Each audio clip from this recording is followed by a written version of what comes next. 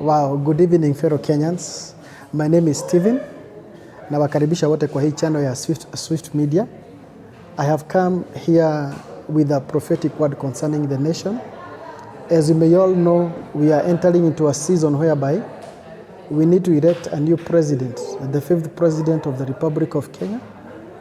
And one thing I know is that a president of a nation, first and foremost, before that president is elected by the people, it is God who chooses. It is God who anoints, ordains, and anoints a president. So that is why I've come here. I have been in prayer concerning that particular subject for the last 3 months. And my prayer has been, what is the perfect will of God? Who is it that God has chosen, appointed, and anointed to take over from our fourth president, Uhuru Kenyatta, when he exits office? May you be blessed as you listen to this message. Thank you, sir, for hosting me. Yeah. So, tumekuwa tukiona vitu mingi zikifanyika. Yeah. And of course, tunajua next year ni mwaka wa uchaguzi. Sure. Ni nini hiyo haswa unataka kuambia Wakenya? Okay. Haswa, my point is direct. It is concerning the one person, because that seat or that office can only be occupied by only one person at any given time. And out of all the millions of Kenyans, it is only one person that can occupy that office. So there is this one man that God has appointed, that God has anointed and ordained to be the 5th president of the Republic of Kenya. That is why I have come to appear here in Swift Media, and that is why I've been in prayer for the last 3 months, just seeking the perfect will of God. And ladies and gentlemen, fellow Kenyans, I want you to know and I want you to understand, it is God that chooses a king. It is God who chooses a leader. Nobody can occupy that throne unless God has appointed them, ordained them, and anointed them to sit on that throne, sir. Yeah. There are so many aspirants. Watu ambao wanawania hicho kiti. Kuna Raila Odinga, William Ruto. Kuna watu wengine kama kina Gideon Moi na wengine ambao wanajitokeza. Kwa hiyo list yako, mmoja wao yuko. First and foremost, allow me to congratulate those ladies and gentlemen ambao wamejitokeza, wame-express interest in the seat. But now, there is the will of man and there is the will of God. As I've been praying about this thing, out of all the aspirants, the leading aspirants, that is Raila Odinga, William Samoei Ruto, Musalia Mudavadi, all those aspirants, all of them ambao wamejitokeza sahi, none of them has the blessing of God, has the approval of God to be the 5th president. The one that God has chosen today, he is not even popular, not even known. That person is little known, but I can assure you, I have stayed in the presence of God for 3 months. I can assure you this one thing. That man, God has appointed him. God has ordained him. God has anointed him to be our 5th president, sir. Labda unaweza tuambia huyo mtu ni mtu wa aina gani, mwanasiasa, ni msanii, anahusiana na vitu gani, kwa sababu nimesema kwa popular kidogo. Anahusiana na biashara gani? Okay, huyu jamaa number 1, huyu ni mwanabiashara. Hako kwa hizo sectors ati msanii ama nini, he's a businessman. Profession yake ni businessman. Now, number 2, this person currently is not even in government. He does not have any government posts. You see? So it's not Jimmy Wanjigi, kama vile watu wanasema. It is not Jimmy Wanjigi. And then another, number 3, let us continue before we say the names. Number 3, this man is a young person. It is not an old person. He's a young man, not as old as like Jimmy Wanjigi. Number 4, allow me to say these details. Number 4, this person is still from the house of Mobi. He's a Kikuyu, this man. Number 5, this person comes from Kiambu County. That is where he was born, he was raised. That is where he was raised from. He comes from Kiambu County. That is number 5. Yeah, now number 6, obviously I have said it before. He's not as popular right now. Nobody is talking about him. Nobody hajakuwa popular vile right now, but God has akona jina. Yeah. So, ni mtu mzee ama kijana? Huyo mtu si mzee, ni kijana. Approaching 40 now. approaching 40. But Jesus Christ, the King of Kings, that guy has been approved by God. He has been appointed and ordained by God to be the favorite president. And before we even go to many details, why is this man, young man, why? One of the vision that God has, the main vision that God has for this man, for the nation of Kenya, is revival. And many people, when they hear the word revival, they only think on the gospel side. No, revival, absolute revival in terms of economic recovery. You see, we have just come from Corona season. Yeah, economic revival, all kinds of revival, not only the part of gospel. And that person is a Christian, he's a God-fearing person. Yeah. Is he married? Yeah? Is he married? Yeah, he's married. He's married. Na mbona nahisi kwamba unajua sometimes vitu huwa mnasema ndio. Unapata wewe ni prophet unasema. Alafu kuna watu pale nje wanasema hizi prophecy ni za uongo. Mbona chukuliaje vitu kama hizo? Okay, let me say this. Prophecy is true. Prophecy is ni kitu inakuanga ya ukweli. God really speaks. And at the end of the day, it is not only prophecy that is doubted. People doubt everything. So, ni kawaida ya watu kudoubt vitu. Even the prophecy, even ni jambo lingine lolote, but I want to assure this. Okay, may you allow me to say some of the things I have prophesied before and they came to pass in Kenya. It was just the other day on March 28th.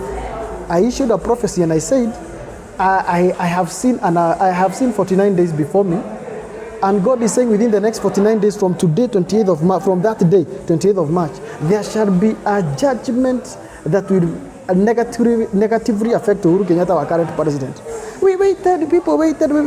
Can you imagine, out of the 49 days, on the 47th day, that is when the prophecy came to pass. That was the famous BBI judgment. It came to pass. Some 2 months ago, I met a prophet, naitwa Mwani. Na yuko kwa hii channel pia. And he said the same thing. Ati BBI haitapita. And it happened. Yeah. So are you trying to say that hata hizi vitu za manamba and whatever,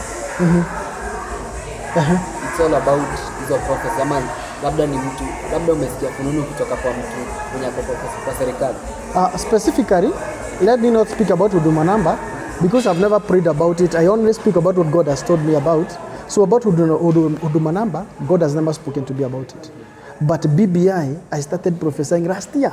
It shall not come to pass. And even when they appeared after that judgment, I said it shall not sail through. It came to pass. Okay, another prophecy, a prophecy and came to pass. You know Kenyans. Recently, there was interviews for the new Chief Justice of Kenya. And there were 11 candidates that have come out with interest to become the next Chief Justice of Kenya. Out of the 11 candidates, even before the interviews had begun, I went to prayer. It was on a Saturday when the interviews were starting on that following Monday. So on a Saturday, I went to prayer. I saw the face of God.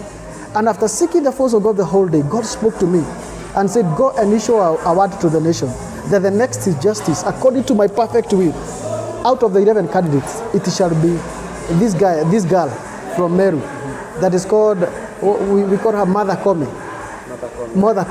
And the interviews were starting on Monday. The interviews went for like 2 weeks. At the end of the day, the prophecy came to pass. Mother Komi is our Chief Justice today. Recently, just a minute, ladies and gentlemen, you remember in one of our neighboring countries, the nation of Zambia, in August, there was a presidential election there. And so I prayed about it. And when I went to the presence of God, I came out and I prophetically declared that the opposition candidate, Hakainde Hichilema, is going to be the next president of Zambia. Hey, everybody was saying the incumbent, Edgar Lungu, is the one who's going to win. I promise you today, as I prophesied, that guy, Hakainde Hichilema, is the president of Zambia today.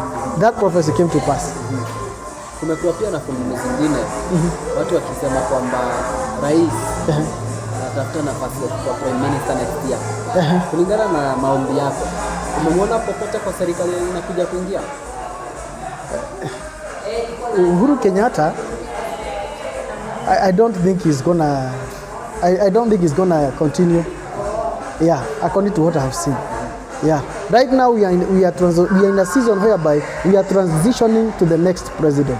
It is not, let me say, even if he becomes, for now, it is not the perfect will of God for Uhuru Kenyatta to continue anywhere, whether prime minister or president. Yeah. And so unajaribu kumaanisha kwa hawa watu wote wanawania hicho kiti, hakuna hata mmoja mwenye ataingia kwa hicho kiti. According to my prayer and the way God has spoken to me, none of them has the blessing and the approval of God to be the fifth president of the Republic of Kenya. And let me explain this. People can like a person very much, but after people liking that person very much, God aseme X, aseme hapana. At the same time, people can reject a certain person so much, but at the end of the day, God anasema huyo ndio nimeapprove. So all these candidates, there is no one that God has approved to be the next president of Kenya. And as I'm speaking that, I'm speaking from the perspective of the perfect will of God. Yeah. Before tuambie jina huyo mtu. Ni nini unaweza ambia Wakenya?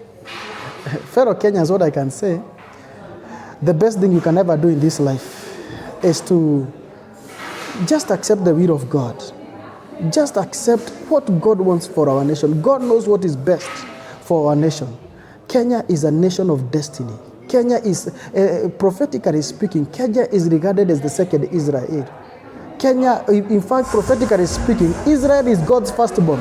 While Israel is God's firstborn, but while Kenya is God's adopted child. There is a destiny for this nation.